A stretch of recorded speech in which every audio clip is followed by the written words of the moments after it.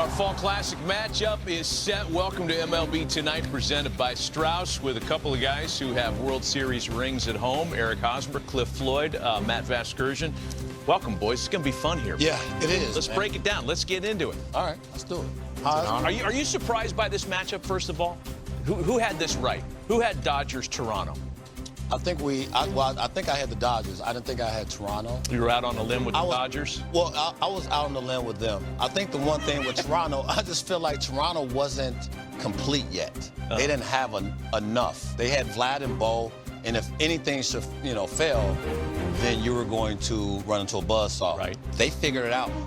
Their supporting cast players stepped up. For sure. Big time. They figured it out quick. Because I'm not going to lie, I felt like Vladdy, the whole contract situation, it wasn't getting worked out. And Vladdy said, this needs to get worked out before the season goes. And from that point on, we started hearing about the supporting cast. They were running away with the East, and before you know it, they're in the World Series. We got a packed hour here, folks. We're going to get into Game 7, how the Blue Jays got to the World Series, that epic battle between the Jays and the Seattle Mariners. We talk a lot about Shohei Ohtani, how to deal with him. But let's start the conversation with Vlad Guerrero, because there's a superstar in each side of this matchup. Vlad has been at his best in this postseason, and he's been everything that they paid for when they re-upped that deal with him. Cliff, let's talk about his approach and why he's clicking on such a high level right now. So when you start watching him last year, the one thing I loved was he wasn't a one-dimensional hitter, right? Not at all. He was a guy that drove the ball to right center, but it wasn't just base hits. I think when you look at what he did in 24, to me, Matty, it was more of, look at the spray chart. Look at side by side, 24 and 25. There's no homers to right field. He has some knocks. And if you're any manager, you'll take the base for the fact that, you know what, I'll bridge you to left, I'll bridge you to center, I'll bridge you to right. But I just put this stat down.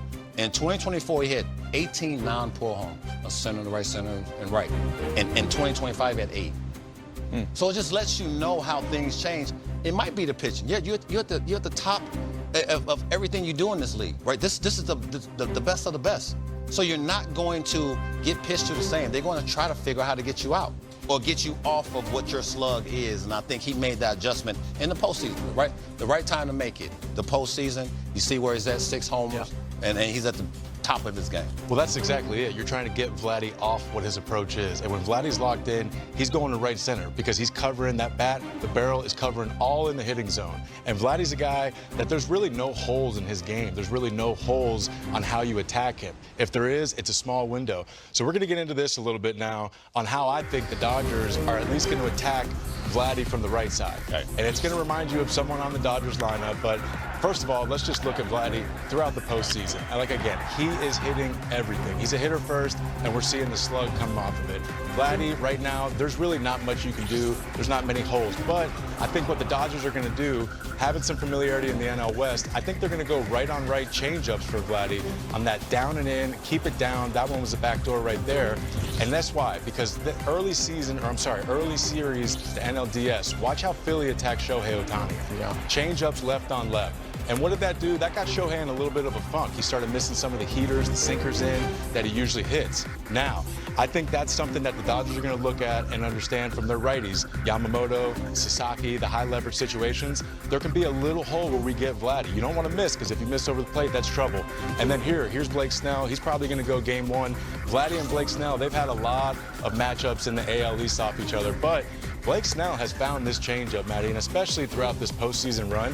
We saw it here against Philly. He threw it to Trey Turner a bunch. So I think they have familiarity with each other, but this is going to be a different matchup because Blake's got a different weapon. And Cliff, we've been seeing him throw that changeup. He's been pulling the string on it, man, and it's nasty. That's good insight. I love that breakdown. And let me ask you this as a big picture follow-up here. You got a contact-oriented lineup, right? The Jays don't strike out.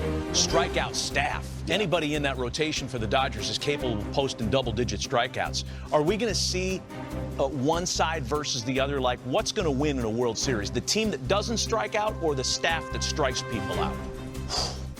Man, I think the team that doesn't strike out. Okay. I think the team that is a pest, a team that's going to make you have a bat like Vlad had last night against Wu. 9 pitches, right? You miss a pitch and you make one mistake, I'll hurt you.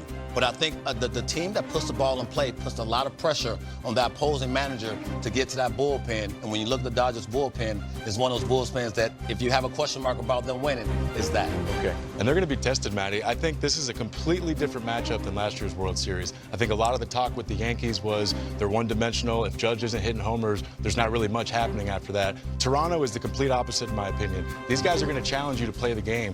The Dodgers have shown they can play the game. We saw the wheel play they ran. Mookie's turning double plays left and right at shortstop. So this, to me, is going to really test the Dodgers from a baseball end. They're going to be tested.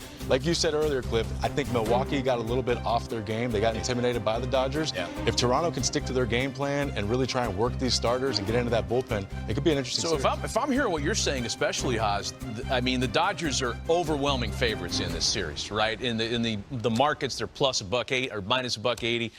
Everybody thinks that the Dodgers are going to steamroll Toronto. You're saying Toronto could give them a hard time here. This could be interesting. I think Toronto has a shot, especially offensively. You know, don't get me wrong, Blake Snell, Yamamoto, the way these guys are throwing the ball, they're on top of their game right now. But I think Toronto is going to be able to try and get them off their rhythm, play some small ball. I mean, if you look at Blake Snell's his outing so far in the postseason, I mean, he is just cool, calm, and collective out there. So I think they're going to try and throw him off his game a little bit. They've been awesome.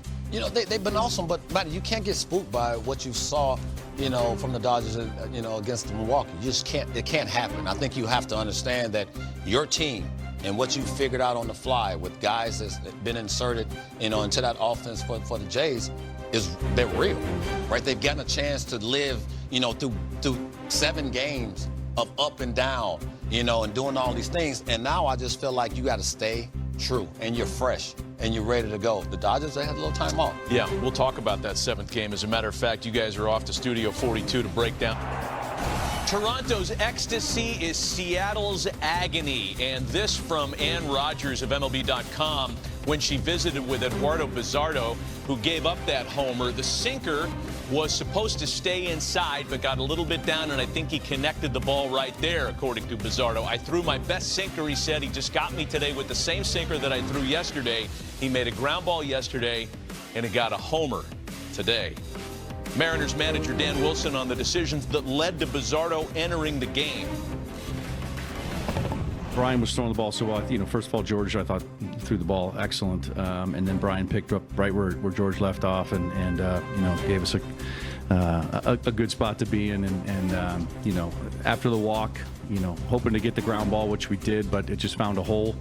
And then, you know, knew Jimenez was going to bunt there, and you know, Bizzardo's been the guy that's gotten us through those situations, those tight ones, especially in the pivot role, and you know, that's where we were going at that point. And it's a tough decision. You don't want to, you know, put that go-ahead run at first, and then that also introduces Vladdy into the equation if you don't get the double play. So, you know, again, the way we looked at it was, you know, we were going to go at George. Hey, Haas, let's get into this big at bat last night with George String. Probably the biggest, you know, of the year for this whole Blue Jays team. And when you think about the situation, it's always that executive decision for the manager, talking about Dan Wilson, to go at a guy who has postseason credentials that's through the roof and 23 homers, 23 being the last one last night. So let's just talk about Game 6 first.